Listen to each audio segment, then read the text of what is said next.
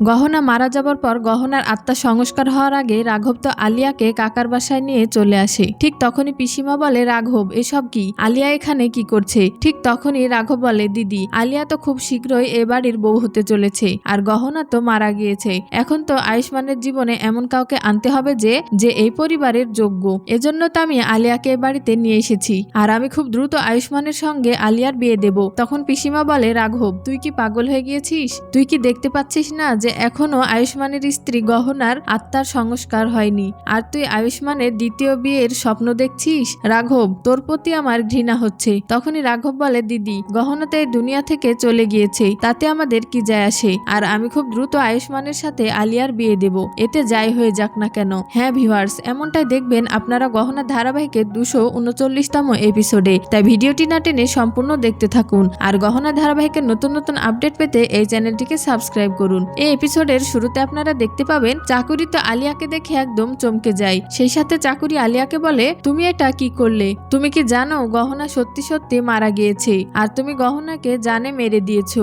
আমি আর তোমার সাথে নেই, আমি এক্ষুনি সকলকে তোমার বিষয়ে এক এক করে সব সত্যটা জানিয়ে দেব। তখনই আলিয়া বলে, আচ্ছা ঠিক আছে, সবকিছু সবাইকে জানিয়ে দেন, তবে এতটুকু মনে রাখবেন আমার সত্যটা সবার সামনে চলে আসলে আপনিও ফেঁসে যাবেন। তখনই চাকুরি বলে, আমি তো তোমার একটা কথাও শুনবো না। আমাদের দুজনের মাঝখানে যে কথা হয়েছিল আমরা দুজনে মিলে গহনাকে এই বাড়ি থেকে বের করে দেব, কিন্তু তুমি গহনাকে তো জানে মেরে ফেললে, আর আমি তোমার সাথে এক মুহূর্তেও থাকবো না। ঠিক তখনই আলিয়া বলে, জেঠিমা আপনি একটু বোঝার চেষ্টা করুন, আমি গহনাকে মারিনি। আমি তো গহনার কাছে গিয়ে দেখতে পাই এই গহনাকে কে যেন ছুরি দিয়ে আঘাত করে গহনাকে মেঝেতে ফেলে রেখেছে, আর আমি সেই সময় গহনার কাছে গিয়ে গহনার শরীর থেকে ছুরিটি বের করে নিলে এই সবকিছু আয়ুষ্মান দূর থেকে দেখতে পাই। এজন্য তো আয়ুষ্মান মনে করছে আমি গহনাকে হত্যা করেছি। এবং এর পরের দৃশ্যে আমরা দেখতে পাই আয়ুষ্মানের পিসি জানকী বাড়িওয়ালা কাকার রুমে চলে আসলে ঠিক তখনই কাকা বলে, আমি অনেক খুশি যে তুমি একা একা আমার রুমে চলে এসেছো। তখন পিসিমা বলে, আরে আপনি এসব কথা বলা বাদ দিন, কেউ যদি শুনে নেয় তাহলে?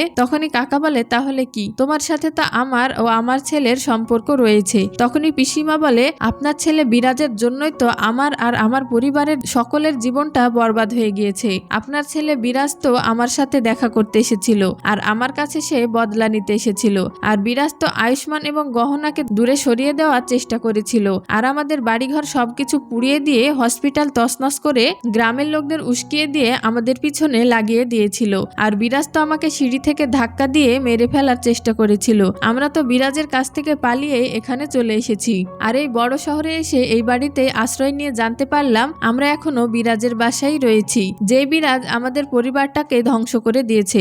আর আপনার ছেলে বিরাজ? তখনই কাকা বলে, জানো কি, যেই কাহিনী যেখান থেকে শুরু হয়েছে সেই কাহিনী সেখানে শেষ করতে হবে, তাই না? এরপরে কাকা আবারও পিসিমণিকে কিছু বলতেই যাবে, সেই মুহূর্তে কমলামা ছুটে এসে পিসিমাকে জড়িয়ে ধরে কান্না করে। তখনই পিসিমা বলে, কি হয়েছে কমলা, আমাকে বলো। তখনই কমলামা বলে, দিদি গহনা মারা গিয়েছে। এ কথা শুনে পিসিমা এবং কাকা তো হতবাক হয়ে যায়, এবং সেই সাথে পিসিমা বলে, কমলা গহনার কিচ্ছু হয়নি, তুমি আমাকে গহনার কাছে নিয়ে চলো। এবং এর পরের দৃশ্যে আমরা দেখতে পাই গহনার আত্মা সংস্কার করার আগেই তো রাঘব আলিয়াকে কাকার বাসায় নিয়ে চলে আসে। ঠিক তখনই পিসিমা বলে, রাঘব এসব কি? আলিয়া এখানে কেন এসেছে? তখনই রাঘব বলে, আলিয়া তো আজ থেকে এই বাসায় থাকবে, আর আমি খুব দ্রুত আলিয়ার সাথে আয়ুষ্মানের বিবাহ করাবো। ঠিক সেই মুহূর্তে আয়ুষ্মানও ওখানে চলে আসে এবং রাঘবকে বলে, আপনার কি মনে হচ্ছে গহনার প্রতি আমার ভালোবাসা কি এতটাই কম যে আমি গহনাকে ভুলে গিয়ে আলিয়াকে আপন করে নেব? এটা কখনোই হবে না। ঠিক তখনই রাঘব বলে, কেন হবে না? আলিয়াকে বিয়ে করলে তোমার সমস্যা কি? ঠিক তখন আয়ুষ্মান বলে, এই আলিয়া তো সবসময় গহনাকে আঘাত করার চেষ্টা করেছিল, আর আলিয়া তো সবসময় গহনার সাথে আমার সম্পর্ক নষ্ট করারও চেষ্টা করেছিল, আর গহনার যে হাল হয়েছে না, এই সব কিছুর পিছনে তো তোমাদের দুজনেরই দোষ রয়েছে। আলিয়া তো সবসময় গহনাকে অপমান করত এবং গহনাকে ছোট করার চেষ্টা করত।